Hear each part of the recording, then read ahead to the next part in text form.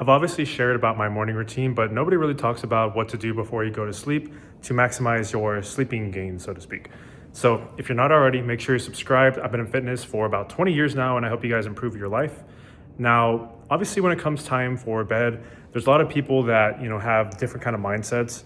Usually, you either have the people that are in bed by like 9 or 10 o'clock at night, or you have the people that are like night owls, kind of similar to me because I'll go to sleep anywhere between like 1 and 3 in the morning.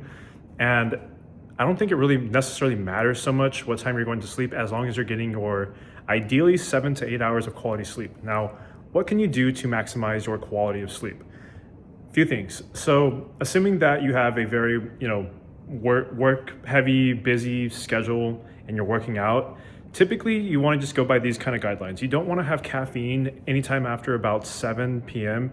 Ideally, if you're somebody who's very sensitive to caffeine, then maybe bump that down to maybe noon or 1 is like the latest you want to have caffeine. And then simultaneously you want to have ideally not a lot of fluids. Like obviously you want to aim for about a gallon of water every single day, but you don't want to have so much to where you're drinking so many fluids at night to where you're gonna have to wake up to go to the bathroom, because that's just it's not ideal. You really want to go into REM sleep because that's what's going to be your main driver when it comes to just your testosterone levels spiking, your just overall your cell repairs, just your quality of sleep just goes through the roof whenever you can tap into the REM sleep. Now, another thing that's really important is you want to have a good temperature. So I usually keep it around 69%. That's not for any other reason other than that's just it just happens to be the ideal temperature. And some people like to use a weighted blanket. I think that's a good, not a bad idea.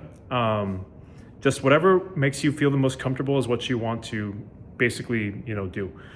Now, also, it's really worth investing in blackout curtains or any kind of I like to use both shutters and curtains so that there's just no sunlight.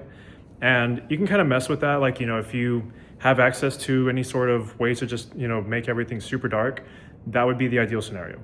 So coupled with that, you also want to take, if you're somebody maybe you're a light sleeper or, you kind of feel a little bit restless, taking something like magnesium before sleep is pretty beneficial in my opinion. It just helps you just sleep so much better. I don't really suggest taking anything like melatonin or any kind of supplementations like that. I always find that I wake up super groggy and I feel weird shortly after taking it, and sure, it'll knock you out, but I just feel the quality of sleep in general is just not ideal. Obviously I know a lot of people would like to watch movies or they take maybe a lot of screen time. So I would highly suggest if you can limit the blue light, maybe blue light blockers or any kind of way to where you're not staring at a blue screen. It's not ideal whenever you're getting ready to go to sleep.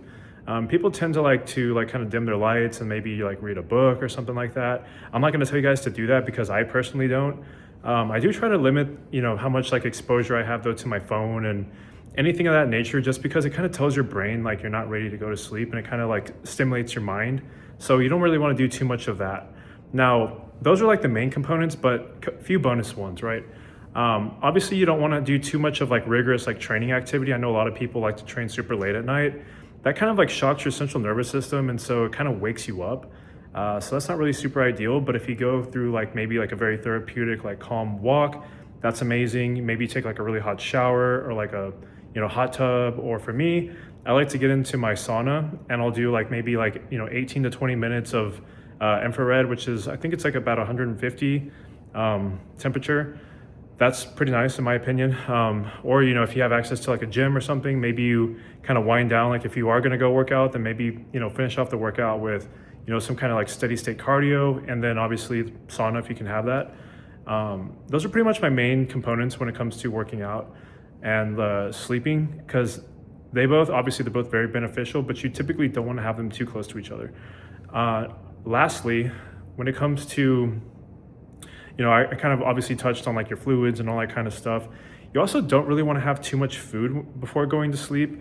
I know that some people, they feel they get really tired after having a huge meal, but usually it leads to just discomfort and not good quality sleep. So you want to obviously have enough calories throughout the day. And this is why I also preach, I don't have breakfast really. My first meal comes after 2 or 3 p.m. And so I do have a lot of, adequate calories throughout the day. And my last meal, assuming that I go to bed around 1 or 2-ish, my last meal is usually around midnight. And so as long as you have about like an hour and a half to 2 hours before going to sleep, in my opinion, that's pretty ideal. And that's just going to allow you to have a better quality of sleep. And I can guarantee you guys, if you apply most of this stuff, you're gonna feel so much better and so much more rejuvenated after waking up. And yeah, try it for a month, get back to me, let me know how it goes. So as always, make sure you subscribe, share this video with a friend who needs better quality sleep. I will see y'all soon, bye.